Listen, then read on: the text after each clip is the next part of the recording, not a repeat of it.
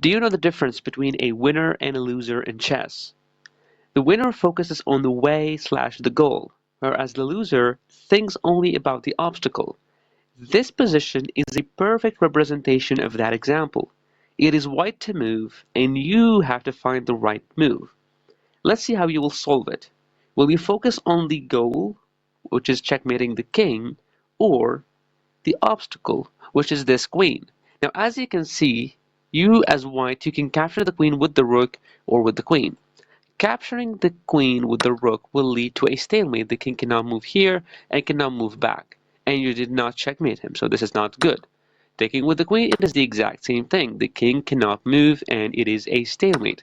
And this is exactly what black is trying to go for. So this here, it is the problem. It is the obstacle. But finding a way to checkmate the black king, it is the way. So, did you figure out a way to do this? You probably thought about, you know what, let's just move the queen somewhere and just defend the rook, make sure he's not gonna get stalemated, and then you want to give him some checks. Now, actually, you cannot go rook all the way to h1 checkmate because that's literally a queen takes rook. That's a blunder. So you cannot do that. So if you thought about queen to d4, moving away, allowing the king to move, and defending your own rook, well, a black can actually play queen to d8 check. Now you cannot take with white because this will lead also to a draw, and this is exactly what black is trying to do. And if you move the king, you will probably lose the queen. So you actually are forced to take here, and this will lead to a draw. So moving the queen will always result in black forcing a queen trade and trading the queens and leading to a stalemate. But you have to be smarter than that. You have to focus on the way and the goal, which is to checkmate the black king. Don't focus on the problem. This is a big problem. Trying to move your pieces will not work. Rook to d1, it will be met with queen takes. That's a check. You have to take, or otherwise you're losing. And then this is still a stalemate. Well, now I'm going to share with you the solution for this puzzle.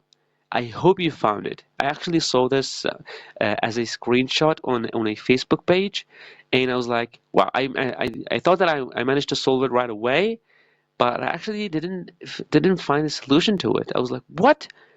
So I decided to put it on a chess on the analysis page and try to think for myself and make moves until I found it after like 3 minutes of thinking about it because oh, now it is simple because actually I was the loser in chess. I was totally focusing on the problem, on the obstacle, and this happens in most of our games.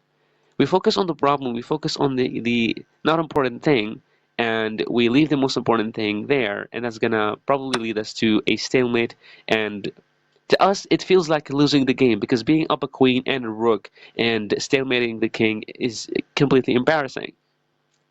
So I hope that you found this move, which is extremely beautiful, and it is queen to g8 check.